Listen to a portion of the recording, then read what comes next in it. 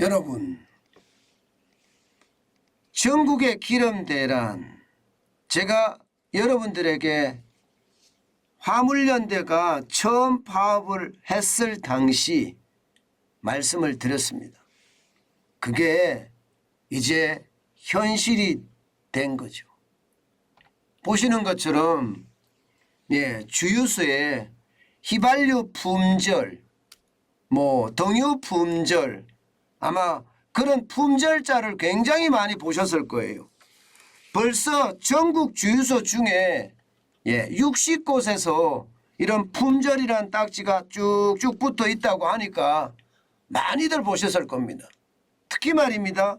서울에서 가장 많거든요. 그리고 경기도가 그 다음이니까 서울 경기도에서는요 굉장히 많이 볼 거예요. 그럴 수밖에 없는 게 여러분, 서울이나 경기도는 땅값이 비쌉니다. 그러다 보니까 이게 주유소의 어떤 규모도 적을 뿐만 아니라 기름을 저장하는 탱크도 작습니다. 그래서 탱크롤이 유조차가 수시로 와서 기름을 넣어줘야지 기름이 안 떨어지는 그런 구조인데, 결국 말입니다. 이런 기업, 이런 주유소부터 먼저 기름 대란, 주유 대란, 품절이 일어난다는 뜻입니다.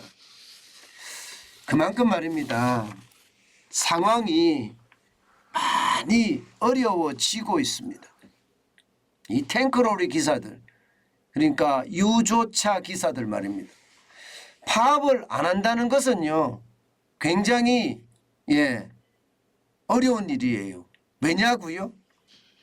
여러분, 이 탱크로리 기사들이 화물연대에 이 조합원으로 가입 비율이 말입니다. 이 파업 전에는 10% 미만이었어요. 10% 미만. 그런데 파업이 시작되고 나서는요 탱크로리 기사들이 거의 다 가입을 했습니다. 쉽게 말하면 파업에 참여한 거예요. 왜 했을까요? 정당성? 파업을 해서 정부를 굴복시켜야 된다는, 그래서 이게 안심운임제를 우리도 받아내야 된다는 그런 정당성? 글쎄요. 저는 그런 정당성보다 말입니다. 중요한 것은요. 이게 지금 현재까지는 안심운임제가 컨테이너 차량이나 시멘트 차량에만 적용이 되고 있습니다. 두 직종에만. 이제 탱크로리 직종에도 적용을 시켜달라는 거예요. 그래서 화물연대에다가 가입을 많이 하는 거예요. 실제로 말입니다. 그렇게 적용을 하면요. 당장 시멘트 차주의 어떤 사례를 보면 근로시간은 줄어들고 반면에 소득은 2배가 늘어납니다. 시멘트 차주 같은 경우는 201만 원에서 424만 원까지 늘었거든요. 이렇다면 탱크로리 기사들 입장에서는 어떻게 할까요? 당연히 화물연대에 가입을 하는 거고요. 또 파업에 동참을 합니다. 돈을 이렇게 많이 준다는데 안 하겠습니까? 당연히 하지요. 그러면서 말입니다. 저유소 근처에 가보면요. 비조합원들이 기름을 운송하고 있는데 이 운송에도 방해를 많이 한다 이렇게 이야기합니다. 왜냐하면 이번에 탱크로리가 됐으니까 죄송합니다. 컨테이너 차량이 되고 시멘트 차량이 됐으니까 이번에 탱크로리까지 늘려달라는 거예요. 늘려달라는 거예요. 그러면 여러분 이게 탱크로리 차량들 입장에서야 신났죠. 사실 정부에서는요. 지금 어떻게 하든 이 서민들의 피해, 국민들의 피해, 불법 파업에 대한 민폐를 어떻게 하면 줄이고자 군 탱크로리까지 지원을 하면서 지금 시장을 어떻게 하든 안정시키기 위해서 노력하고 있습니다. 그렇지만 되겠습니까? 안 되죠. 이게 워낙 규모가 크다 보니까 이게 쉽지가 않습니다. 결국 말입니다. 지금 시멘트 차량에 업무 개시 명령이 내려졌잖아요. 업무 개시 명령을 받고 돌아가지 않으면 굉장히 처벌을 강하게 받습니다. 운행 정지 처벌도 있고요. 심지어 운행 면허 취소 처벌까지 있습니다. 그래서 아마 탱크로리 쪽에 업무 개시 명령이 떨어지지 않겠느냐 지금 그렇게 이야기하고 있습니다. 문제는요. 이렇게 말입니다. 민폐를 주면서까지 안심 운임제를 도입해달라 이렇게 파업하는 거 이게 정당성이 보장이 되나 하는 거예요. 저는 이것을 보면서요. 진짜 600만 명에 달하는 자영업자들 여기에는 안심 운영제 이런 거 도입 안 하나요? 그리고 거의 한 80만 개 되는 우리 중소기업들 여기에는 안심 경영제 안 하나요? 해야죠. 뭐 시멘트 차주나 컨테이너 차주나 똑같이 자영업자잖아요. 그러면서 말입니다. 거기도 자영업자에게 뭐 심지어 화물연대 가입비까지 화주들한테 내달라고 이야기한다는데 자영업자나 중소기업에도 정부가 내주면 되는 거 아니에요. 우린 정부 상대로 싸우면 됩니다. 우리도 안심 운영제 쉽게 말하면 420만 원만 주면 돼요. 저도 다시 국밥집 창업할 생각이 있습니다. 420만 원이면 적은 돈이 아니거든요. 최저임금보다 훨씬 많은 돈이잖아요. 그러니 이게 많은 사람들에게 이게 설득력이 없는 거예요. 저게 정치 파업이라고밖에 안 보이고요. 내로남불이라고밖에 생각이 안 들어요. 일이라는 것은 내 스스로 성실함과 근면함을 가지고 일하고요. 일한 만큼 보상을 받아야지 이것을 말입니다. 나는 이 정도까지 주면 안심 운영이 될 거야. 과속 안 해도 되고 과적 안 해도 될 거야.